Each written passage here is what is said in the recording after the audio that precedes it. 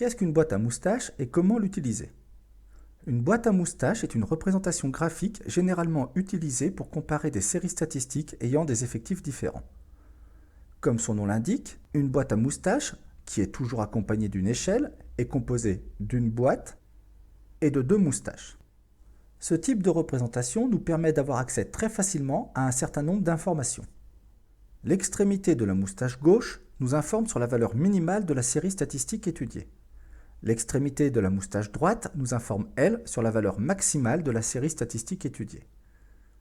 Le bord gauche de la boîte nous indique la valeur du premier quartile de la série statistique étudiée, et le bord droit de la boîte nous indique, lui, la valeur du troisième quartile de cette même série. Enfin, la barre à l'intérieur de la boîte nous informe sur la valeur de la médiane de la série statistique étudiée. Notons que, si par définition la médiane se situe obligatoirement à l'intérieur de la boîte, elle n'est pas forcément au milieu de celle-ci, comme d'ailleurs nous pouvons le constater sur cet exemple. Outre ces informations, la boîte à moustaches permet de visualiser d'un simple coup d'œil l'étendue de la série statistique étudiée. Elle permet de même de visualiser tout aussi simplement la valeur de l'écart interquartile de la série statistique étudiée. Voyons à l'aide d'un exemple comment lire et interpréter les données d'une boîte à moustaches. Un professeur a recensé les notes obtenues par ses élèves lors du dernier contrôle et présente les résultats sous la forme de la boîte à moustaches ci-contre. Quelles informations peut-on extraire de cette représentation graphique? Commençons par les informations apportées par les moustaches. La moustache gauche nous indique que la plus basse note obtenue est de 1,5 sur 10. La moustache droite nous indique que la plus haute note obtenue est de 9 sur 10.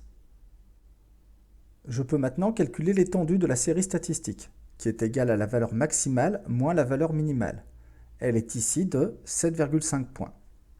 Cela signifie qu'il y a 7,5 points d'écart entre le meilleur élève et le moins bon. Voyons maintenant les informations apportées par la boîte. Le bord gauche de la boîte nous indique que le premier quartile est de 3 sur 10. 25% des élèves ont eu moins de 3 sur 10. On pourrait également dire que 75% des élèves ont eu plus de 3 sur 10.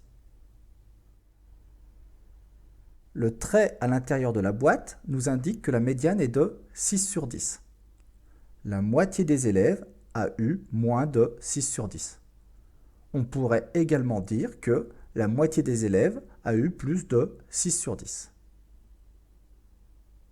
Le bord droit de la boîte nous indique que le troisième quartile est de 7 sur 10. 75% des élèves ont eu moins de 7 sur 10.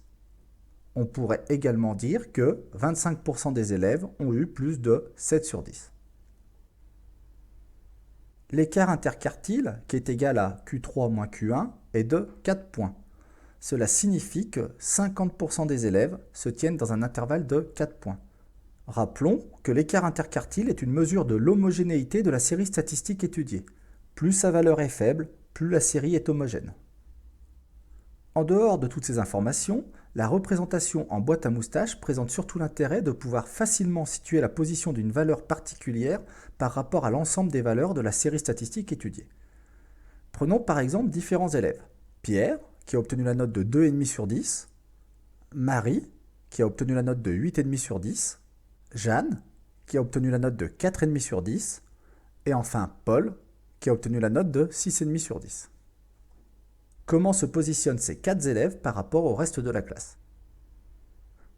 Pierre, qui a obtenu la note de 2,5 sur 10, se situe entre la note minimale et le premier quartile de la classe.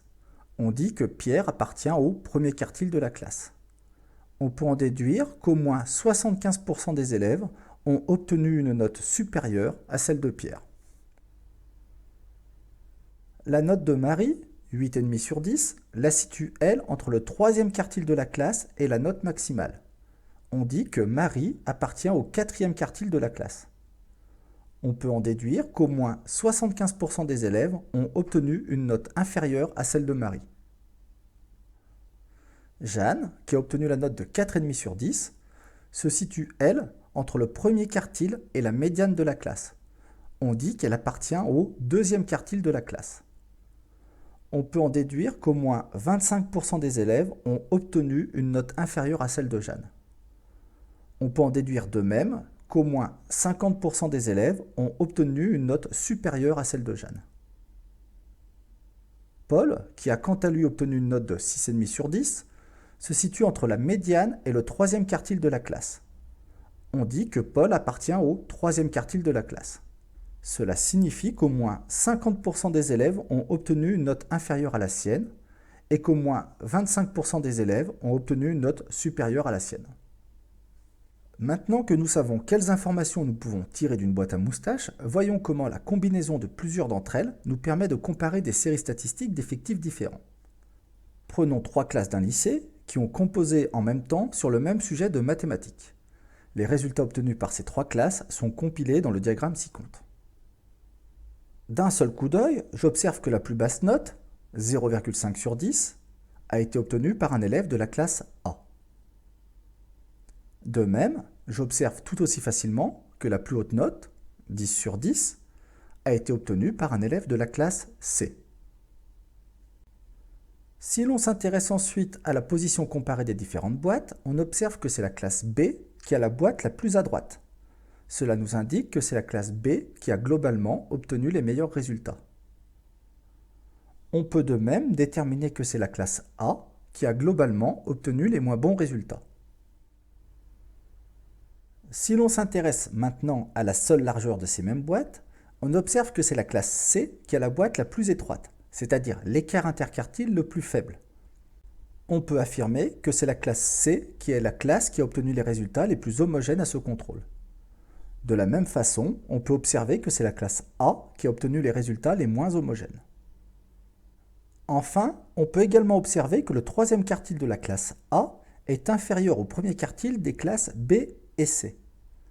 Cela signifie que pour 3/4 des élèves de la classe A, les résultats obtenus les placeraient parmi les moins bons élèves des classes B ou C.